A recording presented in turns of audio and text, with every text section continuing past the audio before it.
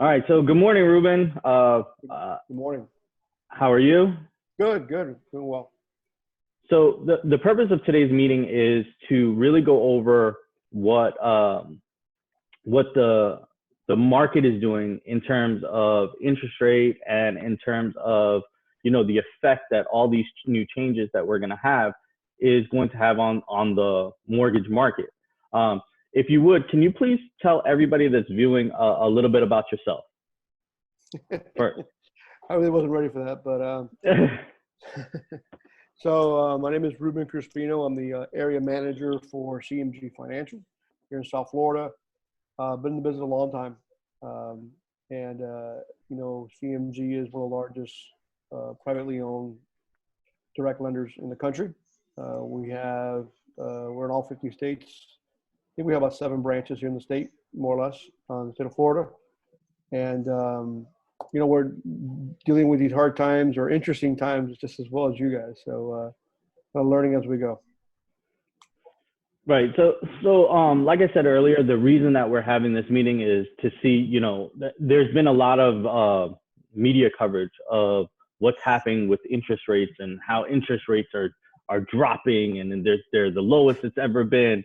But how does that affect the mortgage market? Because not everybody understands that interest rates that they're talking about doesn't necessarily have an effect on the mortgage market.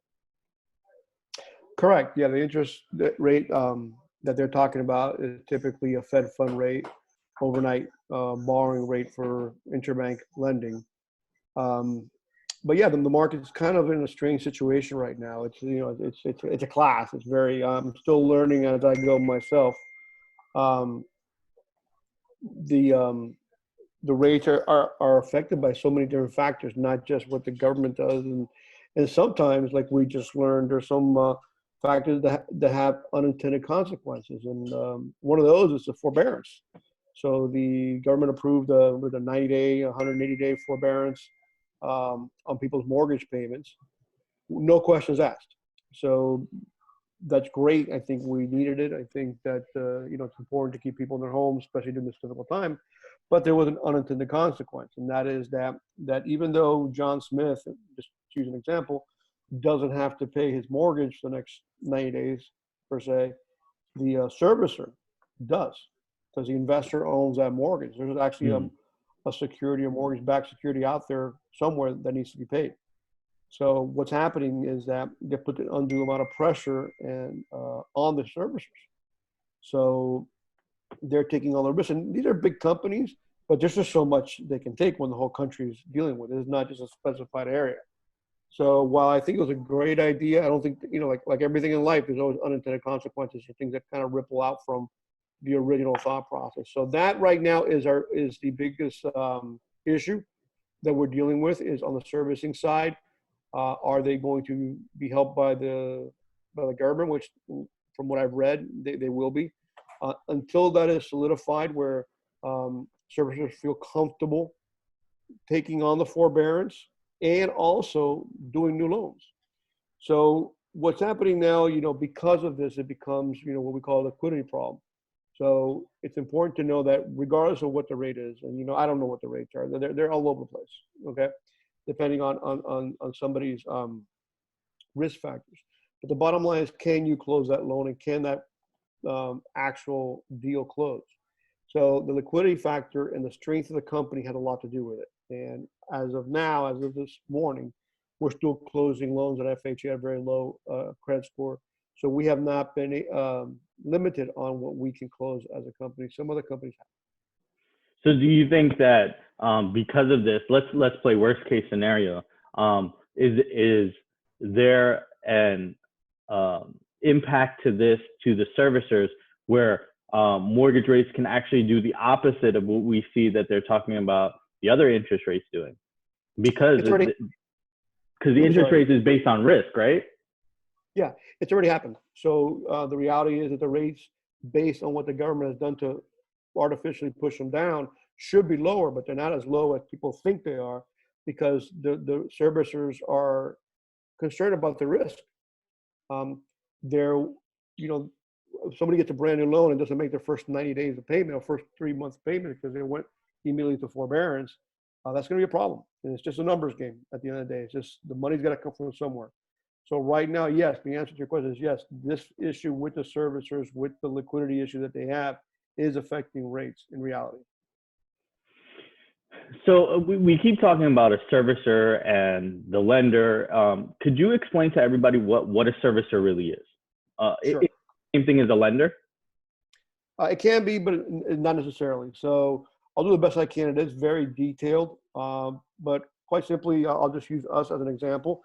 If you come to us and we do a loan and we close your loan and it's a standard loan or a traditional loan, which would be a Fannie Mae or Freddie Mac or HUD loan, which is conventional FHA or USD or VA loan, we close that loan. We send a check to the title company, Castle Title. They close you. You get the keys to your house and you're happy. You make your payment in 45 days or 30 days, whatever works out being on the first. CMG as a company does service a percentage of their loans. Maybe, the numbers change, but not necessarily. That loan is immediately packaged with other loans and sold to an investor. The investor is actually buying that loan and gives us back the money so we can lend it to somebody else. That's how this mortgage market works. In the meantime, there's a servicing, and that's basically it's just an accounting that has to be done for that loan. Somebody's got to find a way to pay their mortgage. If they have issues with their mortgage, with their escrows, whatever it may be, somebody has to actually manage the accounting of that loan. So every month, Mr. Smith makes a payment to a servicer. It could be CMG. It could be Mr. Cooper, which is the biggest servicer in the country. It could be Aquin. And when they make their mortgage payment, the servicer sends the payment to the investor, or usually with a group of other mortgages, right? And then manages the accounting of the loan per se, which is the escrows, whatever's got to be paid. Make sure there's insurance. Make sure they're paying it. Typically, they pay the taxes if we're portfolio. If we're servicing the loan, and for that, the servicer gets a fee, and that fee is typically large, depending how much servicing you have. Right. And then the value of those loans that you're servicing, which is called your servicing portfolio, it can be very large, could be very worthwhile. But what happens is a couple things. Number one, what we just talked about, the forbearance, which is really affecting what this servicing is worth, right? Because you're not taking in the payment anymore. And just before that, also with the refinance craze that we've had, a lot of these loans are being paid off early.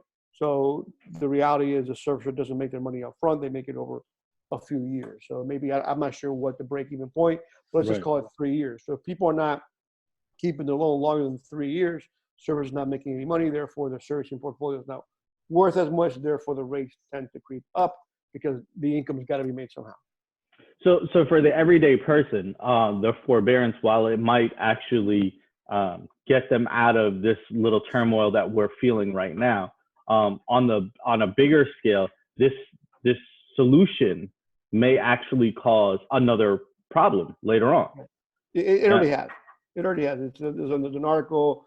Sorry, not an article. It was interviewed on CNBC this morning regarding this specific situation. Now, I think there has to be a solution, because if not, it'll be a big problem. The solution is quite simply putting money back into the servicer's pocket, so they can make the payments to the investors. So let me just be very clear, because we might be making a lot of people scared, right? So I just want to be very clear on this. Although that it's an internal problem with the banking system or lending system, is still moving forward every day. Loans are still closing, things are still happening. This is just an internal system problem, right? Right, and that's why when you ask me, as far as the rates and why everybody thinks basically there's rates are down to zero, right? Why they're not in practicality. No matter what you see on TV, no matter what you see and read, they're not, because the risk is higher based on these other factors that are affecting the risk. So the rates are actually in actuality a little higher than people think they are. Well, it's we're funny. Still closing loans every day. It's funny because I've heard, especially with the refinancing, that everybody's saying, rates are so low that our money can go as far as this or that. But the reality is that, rates are pretty much stabilized, right? And they might even go up a little bit because of the fact that the lender is taking on more risk now. Isn't that true? That's exactly what's happened as of today. I spoke about this last week, and we're making too much of this to some degree, in the sense that we do need to be educated and understand what's happening in our business and what's happening that affects our business. But at the end of the day, we are still trying to get people in homes, right? And the rates are still very good, regardless of where they are right now. Bottom line is, somebody needs to buy a home. Why do they need to buy a home? With a school district, they're getting transferred for work, whatever it may be. That's what we got to focus on. And the rates are still unbelievable, regardless of whether they went up or down, Right. that day or that week or whatever it may be. We need to focus on getting people at home. We're seeing how important home is today, right? So I'm saying, everybody's got time now to watch CNBC all day long and they're trying to become an economist. I'm not one, and I definitely don't have a crystal ball. But what I can tell you is, I've been in this business 30 years, and if you focus on John and Mary getting them into a home that they want to buy, you'll do very well. Yeah. It's been a lot of misconceptions that are being presented, especially through the media, that I wanted to bring you on here to kind of address the fact that, I hear some people talking about how, rates are at zero and then loans are, and from my understanding, correct me if I'm wrong, because like you said, you have 30 years in the mortgage experience. Rates will never be at zero, right? Because there has to be a profit for the people that are servicing it or lending it. So they could never be at zero. Is that correct? I would agree with that. Yes, that would be my opinion, that they could not be at zero. But who knows? I mean, right now, I've never experienced anything like we're experiencing right now. So I mean, we're all going through this together. But yeah, there is a minimum to some degree to make the machine work, right? You have to hire processors, and somebody's got to service the loan, and that's got to be, and there's got to be liquidity, which means you need to have an investor buy the mortgage-backed security. So a lot of factors, and an investor's not going to buy the mortgage-backed security if they're getting zero, right? So, there's so many factors that go into this. But like I said, I know most of the people that I will be listening to this will be realtors. And I think, we need to understand, we need to be educated, we need to be able to speak to our customers about these things, but it's to focus on getting them into a home. And that's the reality. And that's why I don't think, necessarily it's going to be a huge effect on prices necessarily. There might be. Again, nobody has got a crystal ball. Right. But the reality is, there may or may not be, but we're in a better shape. Our underwriting standards today are so much better than they were 10 years ago, 12 years ago. And the majority of the homes, the loans that we've done are for single family primary property that people live in. They're not investors. They're not speculating. So again, if you focus on just getting people into homes, knowing how important being in a home is, more so today than it was maybe 45 days ago, I think that's what they should focus on. So I 100% agree with you. I say it all the time, this business has to be more than just about money. We are providing a basic necessity to a lot of people and a lot of families. We're providing a service that can really ground and anchor a family, especially a newer one, to their community. So it has to be more than just about money, right? But you brought up a good point, and I wanted to kind of touch on this. Everybody's saying that what's happening now, we're going to go through major foreclosure, and I wanted to get your opinion on this, because foreclosure doesn't happen overnight. It's not something that if you miss a payment today, you're in foreclosure tomorrow. That's not how the process works. And a lot of people have the misconception that because of this forbearance time, where the lenders are actually giving the consumers the ability to miss payments, that it's going to start this huge foreclosure wave. And like you said, we don't have a crystal ball as to what is going to happen tomorrow. But the reality is once you've missed X amount of payments, the foreclosure process does take a while after that. And it could take up to 12 months, right? So if you schedule things with your bank and you have a forbearance for 4 months or 6 months or whatever the case may be, how how can that be how can that be very different? You know, how does that affect what you guys do as a lender, right? We're joined by Mr. Ernesto Vega now, owner and founder and broker of Canvas Real Estate. And Ernesto, we're just talking about, Ruben had brought up the point of, you know, where we are now in the mortgage industry.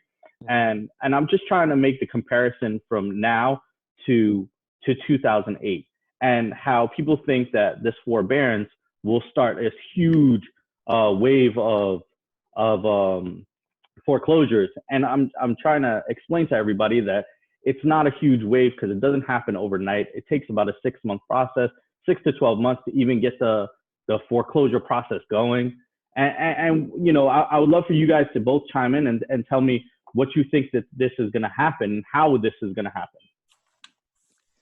Okay, so I'm going to give you my perspective from the real estate industry, and then I'm going to let Ruben jump in. By the way, good morning, everybody. So let's talk about South Florida. Real estate is primarily local. You know, if there's a lot of things that have come out in the past 48 hours that I have gotten texts and emails and even calls on Sunday from everybody worrying. First thing I'm going to say is, you know, we cannot worry yet because we're not out of this yet. So let's wait until we're out of the quarantine and we've been in the market for 15 days. And then at that moment we can say, you know, we can become Chicken Little, say the sky is falling. But I can tell you that as of Friday, inventory is down 13%. Why is inventory down 13%? Because people are not listing their homes for sale. Everybody's retracting. So the inventory is down. So if you have a seller right now, because that's like 3 times I got this question on Saturday. If you have a seller right now that wants to sell, don't hold him back. Don't hold him back. This is not the moment to hold him back. Inventory is down, and they might get a better price today than they might get 90 days from now. So once we're out of this, you know, is there going to be a slew of foreclosures? The industry that's being hit the hardest right now in South Florida is the service industry, hotels, restaurants, cruise ships. So there was a study by South Florida business journals that you can look up online, and it talks about who makes up that industry. That industry is mostly made up of entry-level jobs, not high-paying salaries, and I think they said that either 67% of them are renters. Okay, so it's hard and heartbreaking, but you know, if you got to look at numbers versus numbers, 67% of that industry, it's people that are not homeowners, that they are renters per se, right? So then we're down to, let's make it 67, you're down to 33% of that core being homeowners. So let's say that it's 100,000 people in Dade, Broward, and Palm Beach that lose their jobs out of the service industry, right? So you got 33,000 that are only homeowners. CoreLogic has an article that you can, if you go to my LinkedIn and you scroll the way down, you'll see it. CoreLogic has an article that in South Florida, 14% of homeowners have 10% equity. And then from 14 to 25% of that, they have 30% equity. So let's take that 14%. So 14% out of 33,000, it's about 9,000 people. So there's 9,000 industry service related homeowners. They could be unemployed, right? Mm-hmm. And there are homeowners. They cannot do a short sale because if Ruben sold them a $300,000 house 2 years ago, right? That person has $30,000, $40,000 in equity. So they're not upside down. They're not, you know, they're not a short sale. If they do a forbearance, they'll buy 3 months of time, and then after 3 months, they can come back. So then you go to the next 25% of these people, the next 10,000 people. Those 10,000 people have $100,000 in equity. They're not going to pack up and walk out the door. They didn't get a 107% mortgage like what happened in 2008. Right. 125%. 20. So those people are vested. So I want to share with you numbers. I'm not being optimistic. Listen, is there going to be pain? Yes, there's going to be a whole lot of pain. But it's going to be contracted, and then it's going to correct itself quickly. Is the inventory going to go up? Yes. Why? Because everybody's going to worry. Everybody's going to say, my house is going to lose value, and I'm going to sell. If you look at values in South Florida between 2009 and 2012, values went down 30%. So that's where all the fraudulent mortgage went in. And then it came back up and, sort of leveled itself off. So I don't see a foreclosure rush right now. You might see a foreclosure uptick January, February 2021. Mm-hmm. Because there's gonna be a period of non-payment, a period of litigation, and then you will see those come out. But that's not happening tomorrow. So right, and that's mainly the point that I was trying to make with everybody, is that this is not going to happen tomorrow. This could all end tomorrow, and then the next day, not 6 million people will go into foreclosure. And I think that's what and Ruben and I were talking about this a little earlier about the picture that news overall paints, right? And that it's a lot of doom and gloom that's going on, right? And the problem with that is that I think that people are misunderstanding what's actually being said. They think that this will end tomorrow, and then the next day everybody's in foreclosure. And I just wanted to make it very clear to everybody that it does take a process. And I'm going to let you kind of finish what you were saying on that, because there is a process that goes along with this. Yeah, so there is a legal process that they will have to go through. That legal process takes time. You'll see attorneys jump in the bandwagon again doing foreclosure defense, which will mean more time. Everybody has equity. So I don't see the consumer, and I don't know if Ruben agrees with me, I don't see the consumer sitting there and living off the equity of their house when they can sell, take the money, and not take a hit on their credit on everything else. So I don't see the consumer saying, I'm done. I'm going to consume $100,000 of equity on my house, and that's the end of it. When I can, go ahead, sell it, walk out with 70, maybe buy something cheaper, maybe relocate somewhere else with their jobs. There's gonna be a lot of jobs that will come out of this, and it's depends where those jobs are. There's the first stimulus that passed is not the last one. The next one that's being talked about is about $2.5 trillion of infrastructure work for the entire country. So there's gonna be a lot of jobs in infrastructure. And now you can tell me, Ernesto, I'm not a bricklayer, I'm not an asphalt worker. Great, you're not. But you could be an asphalt distributor, a cement distributor. You can be, there's all the jobs that will, the phrase that people that love, hey, trickle down economics, all that money it's not gonna sit in Ruben's pocket. Ruben is gonna spend it. When Ruben spends it, everybody gets a piece of it, right, Ruben? Yeah. What he said. Yeah. So I don't think that is the next step. I think that at this downtime that you have, this new, how many more days we have left? Jesus, there's 24 days that we all have ahead of us. If you wanna sharpen your axe, was it George Washington that said if you're gonna hire two guys to cut down a forest, whoever cuts down more trees as a job at the end of the day, the first guy gets the axe and starts whacking and whacking and whacking and whacking, and the next guy spends the first 30 minutes sharpening his axe, and then at the end, that's the guy that finished with more trees because he had a sharp axe. So I think this is the moment for you to work on building inventory and reconnecting with relationships. I think listings are gonna go up, and whoever's a good listing agent is gonna take advantage of that and do great with that. So foreclosures, are they gonna be here? Yes, but they're not. That's not tomorrow. Short sales. A couple of people have told me, hey, I got offer a course on Facebook. Someone called the short sale. Short sale queen. Yep, I saw the same thing. $495, and then I don't know how much a month. And I'm like, listen, save your cash. Mm-hmm. There's no short sales, and you don't need a short sale queen. You don't. First of all, if you do get a short sale listing, get a good title company to work with that can help you with negotiation. You do not need to negotiate your own short sales. That is not your job. That is not what you got hired to do. Get Right. somebody else to help you with that. If you do get a short sale listing, but don't spend your money right now. If you want to learn and put time into anything, building listings inventory. But I think the lenders are going to do a lot to save the curve. Everybody's talking about the flattening the curve when it comes to Corona, but I think everybody's going to flatten the curve when it comes to the economy.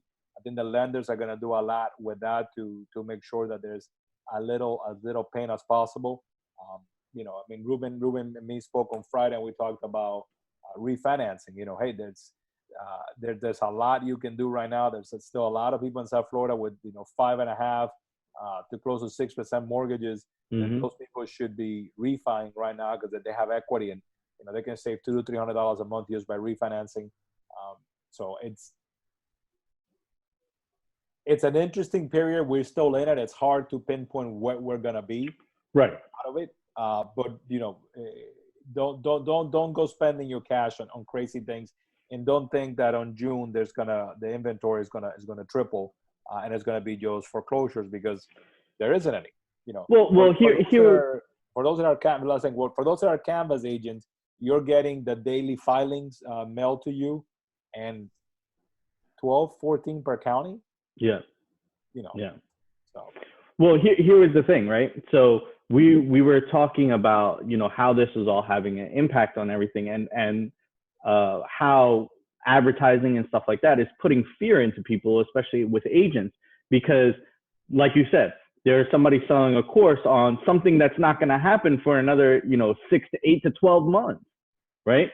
You have to look at what it is. And, I had read an article over the weekend that said that they were saying that this may even be a V-shaped recovery, because you've locked people up for 30 days. When you open the door, everybody's going to run and try and get social interaction. Everything that has to do with social interaction, they're going to be running to do, right? They put they're buying their houses on hold. They put selling their houses on hold. So what do you think is going to happen? There's still going to be a little bit of fear, but they're going to want to put it on the market. They're going to want to get it sold. And now with the kids being at home doing homeschooling, there's really no excuse not to move anymore. A lot of people were saying, oh, when the school year ends, that's why summertime there's so much influx of moving, because the kids are out of school. They can get them ready. Now with how it is, you don't have to be in a district anymore. Everything is online.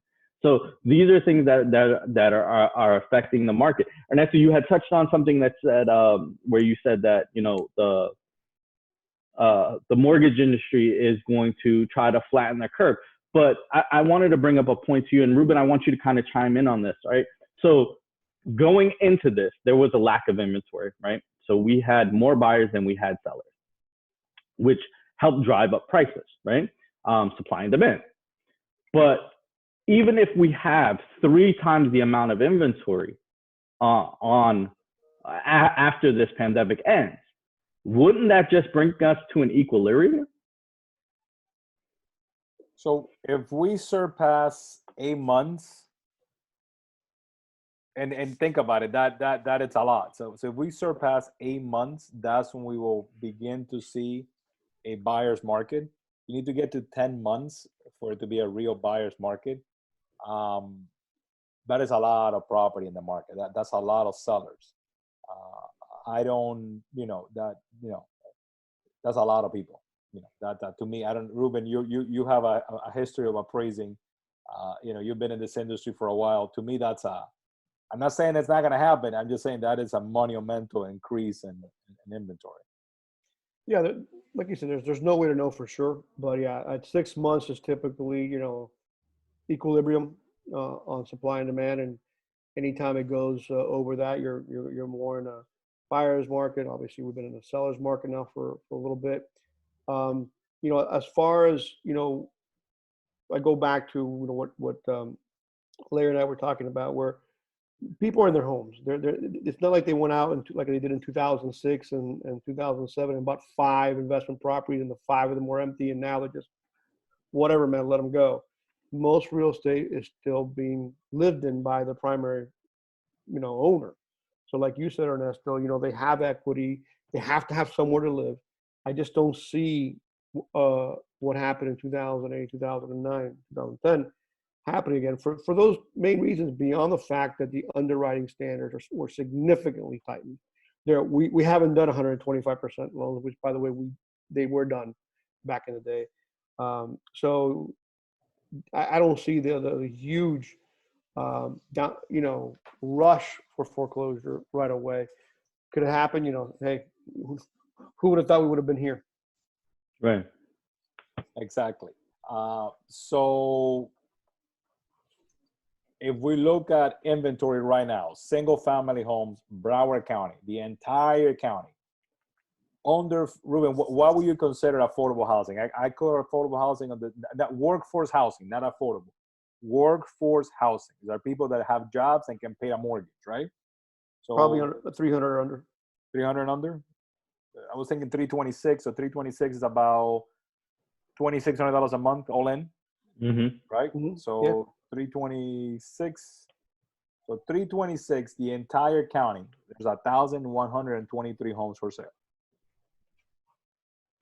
That's nothing. That's nothing. That's basically no inventory. If you want to know how many homes sold in January and February, right? That same price range, that same box, there was 2,500 homes that sold.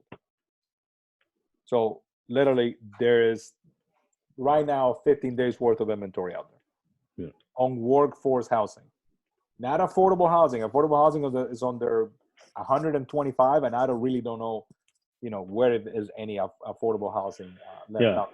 So when you talk about workforce housing, people that have a job and they can pay I think it's about $2,600 a month all in.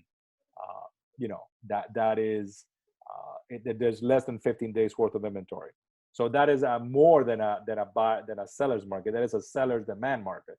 Now, so what I'm saying, or what the three of us are repeating is, we need to get to. So if it's 2,500, if we're selling 1,500 a month, right? So let's put it into perspective. And I think that someone should record, or you're recording this so we can look at this in December. We need Broward County inventory numbers, right, to reach over 10,000 on single family homes on the 326 for us to begin to have a buyer's market. So we need to go from 1,300 to 10,500. The moment we cross that threshold, I will be the first one to jump in and say, hey, we have officially hit a buyer's market. But until we cross that threshold, we're still on a seller's market. There's still, and that. Now, if you want to go down another rabbit hole, let's go 700, right?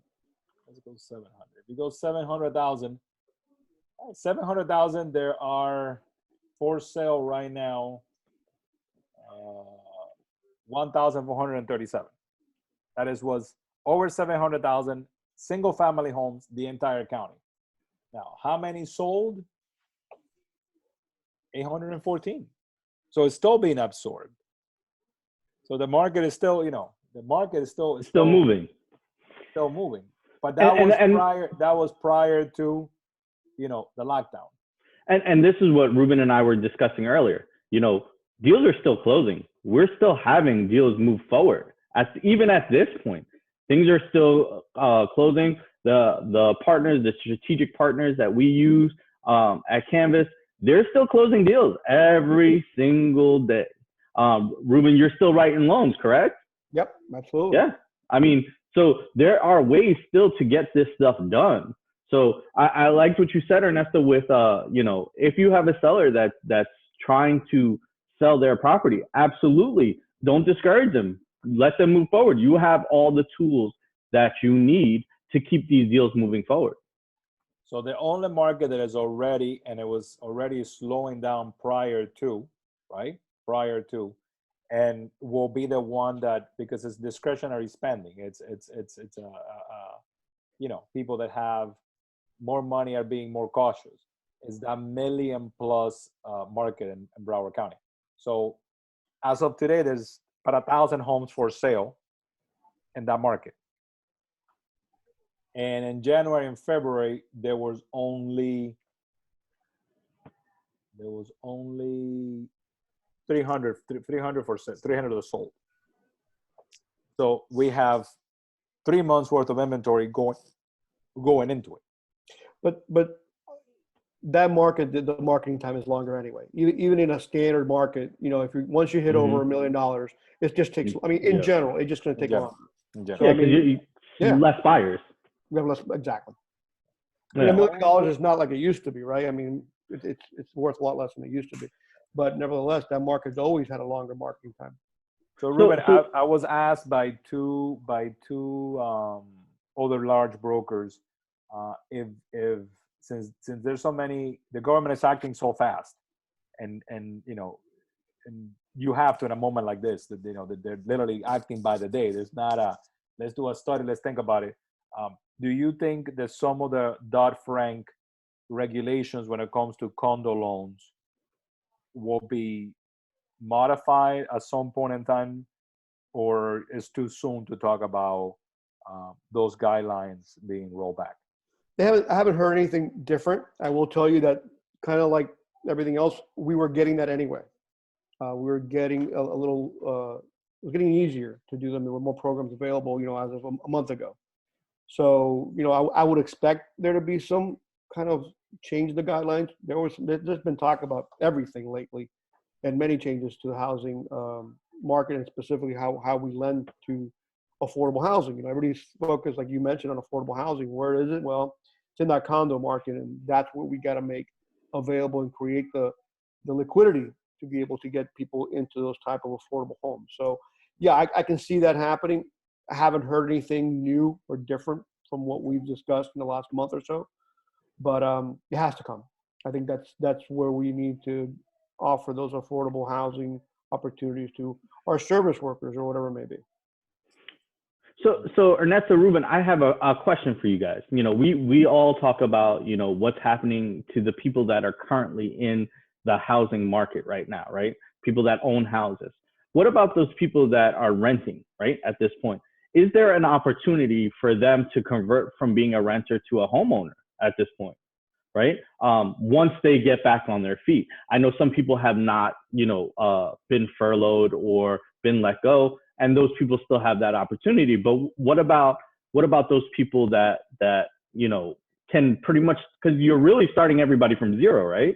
At this point, if there's they still need to be paying rent, but the government is stepping in to help everybody with that, right? And in some instances, they're actually in a better position, right? Because depending on what service industry they worked in, they may not have been making as much as they will be making. And I know it's only a small percentage of that, but there is an opportunity to convert these home renters into home owners, isn't there? I think there's still so much out there to be seen. There's like you, I think you said, Larry, they're talking about a V recovery, right? Straight down and straight back up, and we'll see. I mean, on the underwriting guidelines, I'll be curious to see if they lax them a little bit, or to allow us not to worry too much about that gap, right? We always worry about that gap when we have to determine somebody's income, especially when it's variable income.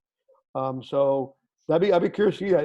And I'm sure those kind of things are going through the powers that be, thoughts, where if we do have that V recovery, and we can document that, hey, yeah, they were out of work for 90 days, but they're right back and now they're killing it again. Can we do like we have in other cases, like, for example, when somebody goes on maternity or something, you can kind of encapsulate that time frame and not count it.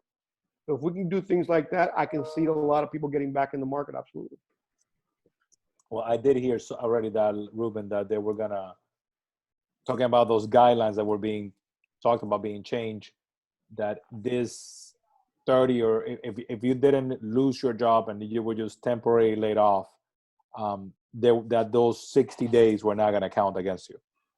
I had read that there was, I didn't know what the term, but I think maternity, when you said maternity, it rang my bell back to that article, that I don't know, somehow you were going to look at that as, even if there was no income, furlough type of employment thing, that you guys were going to get a variance on those or some, I mean, it's, you know, but like I said, we all need for April to end to see all of these things come into fruition. Well, the point that I was making is, you know, that there's always opportunity, right? To, like Ruben was saying, get people into homes and have them have roots somewhere into some community where they're building a foundation. A lot of these people that are going through this right now are really starting to understand the difference between the rental market and the purchase market. Because in my opinion, and this is just my opinion, I think you're in a better position if you're a homeowner right now with the forbearance and how the bills are allocated than being as a renter. Because once the forbearance period is over, from my understanding is that these lenders are still going to want their rent to be caught up. Yeah, I think renters are gonna, unfortunately, be a population that's gonna get hit two ways, because once we're out of this, so all so South Florida. Let's talk about South Florida. Our population keeps growing, and after this, it's gonna keep growing. We don't have enough housing, and that's what, you know, we talked about a minute ago. Mm-hmm. There are hence all of these rental communities that were approved or going forward. I mean, between, you know, by where me and Ruben lived, north in Pompano, there were 7 approved projects that were looking for funding, and I think that they're going to hold back on that. And that is housing that is needed. That was not going to be a surplus of housing. There are some people that are going to move out, and then they're not going to have a place to move to. So the rents, you know, because I saw a post on Facebook that, you know, rents a year from now, rents will be half price in Miami. And I'm like, is half the population of Miami going to die? Or how do you base, and this is a prominent broker, I'm like, how do you base that comment? I mean, you know, price is based on demand. There's demand, there's a price. For you to say the rents in Miami, the rents in Brickell are going to be $1,000 for a 3-bedroom. How is that going to happen? It's half the population of Miami going to take 95 north and move out of the state? Because otherwise, the demand still exists. People still need a place to live. So I don't, you know, I think renters are going to get, you know, they're getting this reprieve right now, but they need to be very wise on their reprieve. They need to talk to the landlords, you know, discuss with their landlords what are their options, you know, because when everybody hears no evictions means that the case is being put on hold, but the eviction case is still going to go against you. And an eviction against you could even hamper your employment opportunities in a year from now. Mm-hmm. You know, my favorite line is, life is a marathon. Life is not you're not running 100 yards. Life is a marathon, and this is a mile that is going to be a hard mile. You turn the corner and you feel dehydrated and you're tired. So it's going to take a while to get through this mile, but you got to make the right connection, the right things for you. You know, like Ruben, you know, I like me and Ruben discussed, you know, the forbearance is great. And if you need it, take advantage of it. If you don't need it, don't take advantage of it, because nobody knows what guidelines on underwriting are going to be summer 2021, summer 2022. And summer 2022, all of a sudden you're applying for a newer mortgage, and, you know, hey, there's does everybody get that pop-up? Is it just me? Yeah. That 2022, you're going to be applying for a new loan, and, you know, all of a sudden, you know, they're looking at your loan and they're like, hey, you know, yeah, you have a good job, you have good everything, but we noticed that you chose not to pay your mortgage for 8 months when you had cash reserves and everything. So you gotta make the right decision for your family. If you need it, use it. If you need it, use it. If you don't need it, think about what the consequences are gonna be down the line. So when it comes to renters, I think renters are gonna be, you know, speak to your landlord, talk to your landlord. Don't just stop paying rent. Pick Right. up the phone and call your landlord and have a conversation. And we're all humans. We're all going through the same. I can tell you that, they will be able to work it through. But do not just not send a check. So Have a conversation. Ernesto, how do you feel that the rental market is being hit with new renters? Are landlords still taking renters in? Have they slowed down because of this no eviction process? So the rental communities are still taking in a lot of rentals, and in the past week, we received about, I think it was 47 inquiries for rental properties. So the rental market. I mean, real estate is still happening. It's happening in a this different way, but still happening. It's not like things have slowed down and dropped off, but still happening. It's very funny. So you're gonna see an article floating today that is being presented as a negative, and I think it's a negative, but at the same time, it's I see it as a positive. So it's saying that the show assist request through the MLS is down 67%, right? Mm. And everybody's like, oh my God, showings are off, 50%. I think that showings, yeah, they're off, but I think everybody's picking up the phone and talking agent to agent, a little bit more personable than just clicking a button and hitting a request. I'm not saying the showings are not down. Showings are down. I mean, we have sellers that, right now, prior to jumping into this, we had a conversation, and we have a closing today at noon, and they're trying to understand the logistics of how to do the walkthrough. Buyers are sellers going to be standing outside 6 feet away. House is open. Our agents going to stay in their car. Buyers going to get off, walk the property, walk into the car, and in that loop, they already have opened the walkthrough sheet. They're going to make whatever comments and open that loop. They're going to sign it. We're going to sign it. Going to send it to the title company, and we're going to close. So it's just what we're living right now. This is not the rest of our life. This is what we're living right now. So I think that it's a different kind of business, but this is temporary. We gotta get out of it and move forward. But I think renters will be hit the hardest going forward. I think the market will rebound somehow. I think just like there's a lot of incentives going out, there will be a lot of incentives for buyers. I forgot what percentage of GDP, but what huge percentage of GDP is real estate sales, right? We're like 13%, Ruben, or something. Something like that. Yeah. So because it's not just the buyer and the seller that we represent and that we do a loan for. It's that then they go to Home Depot and buy a bucket of paint. Then they go to Laura Ashley and get a curtain. They go to El Dorado and get a sofa. So there's a lot of stuff that happens after that sale takes place. So, we cannot say, well, real estate is done. Let's forget about it and let's keep the economy going. So this is really a question for both of you guys. With this new normal for us, right? Even how we're doing this meeting right now. I know, Ernesto, you've been talking a lot about taking your meds every day, right? And I'm going to ask you to explain that really quickly for me as well. But what have you guys found is the best way to continue to see yourself being productive every day? Because, a lot of the things that I've been hearing is from agents, especially, they don't know what to do in order to keep being productive, right? So I just wanted your guys' take, and then I'll share with you what my take is on it. But if you could just give me your take on it. What do you think that these agents should be doing to continue to be productive every day? Because I think personally, you have a very good opportunity right now. Ruben, go for it. Well, I mean, I'll tell you what I'm doing. So I got, I figure we have 30 days or 24 left. So I have a 30-day goal that I want to accomplish, and several things that I want to get done by 30 days. And a lot of that has to do with continuing education. The stuff that we call the frog, right? We say eat the frog first and get it out of the way.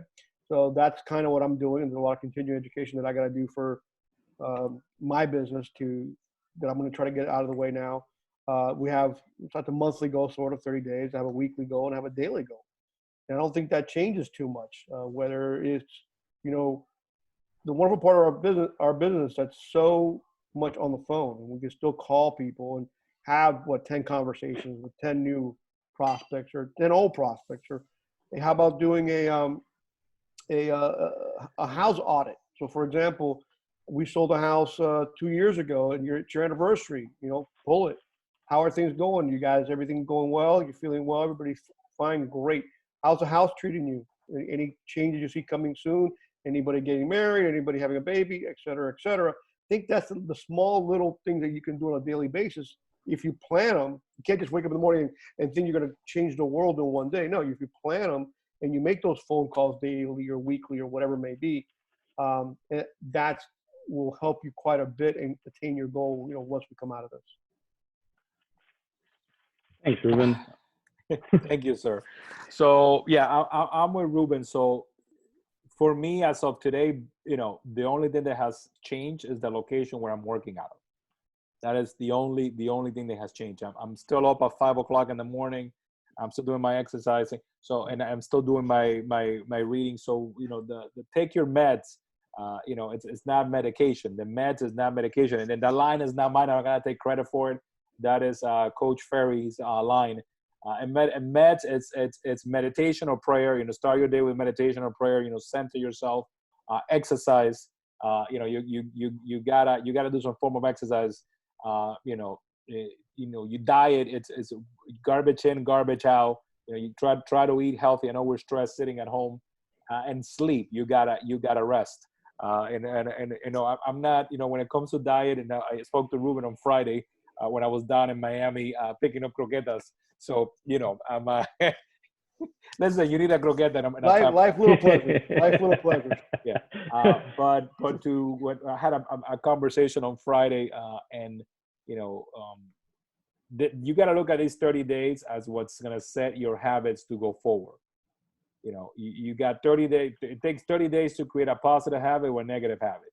You spend the next 30 days getting up at noon in your PJs, putting on Tiger King on Netflix. And if you haven't watched Tiger King, you got to watch it because it's like the worst train wreck in the planet. I can never imagine that these people actually exist. So I watched the first 3 episodes and I'm like, wow. Anyway, so you got, if that's your route for the next 30 days, when this is over, you're going to be in a heap of trouble. You are. You know, I'm not telling you that, you know, you need to be perfect, you know, but you got to work this next 30 days. You got to work. You know, you have a sphere of influence. You have leads that you still haven't followed up in ages that it's the right time to follow up. You know, there's certain things. Continuing education, like Ruben said, continuing education. If you have no continuing education, there's this little thing called YouTube. If you're not a Canvas agent, because you're a Canvas agent, you got Canvas University. And Joaquin put out a post on our private chat group with literally anything and everything that you should be watching right now. Instead of binge watch, binge train. You know, these are the 30 days for you to binge train yourself like there's no tomorrow. So you got to take advantage of these 30 days. Take your meds. Do what you haven't done in the past. Do what you haven't done in the past. You got your 14 hours spending. Go get your 14 hours done.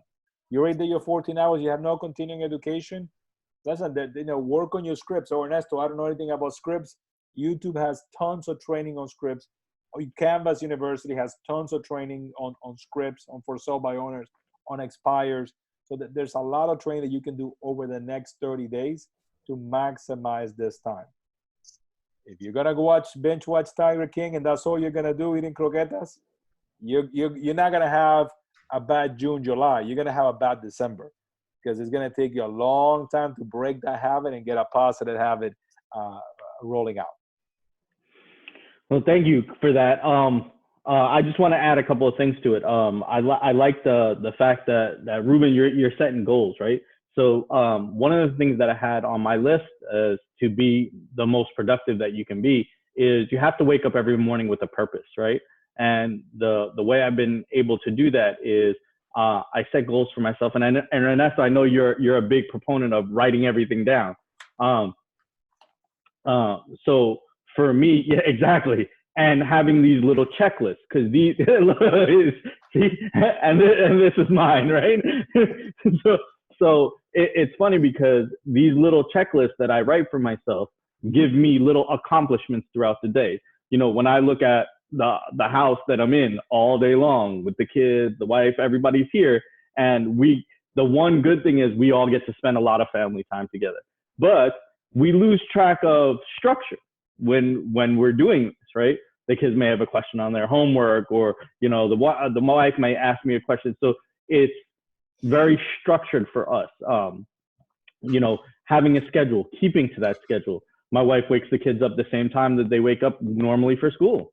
You know, she's keeping them within the same routine, and that's what we've all been kind of trying to do: is stay within the same routine, have a goal every day, every week, things that we want to accomplish, because that gives us, you know, achievements that we can actually see. I like the fact that you said, Ernesto, about you know, the training, because not very many of us have the time to take all the training we want, but now we have all the time to do as much training as we can actually do.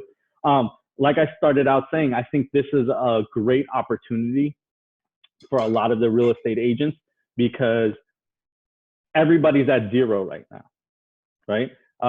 All these big marketing campaigns that companies were doing before, and they can't do those now.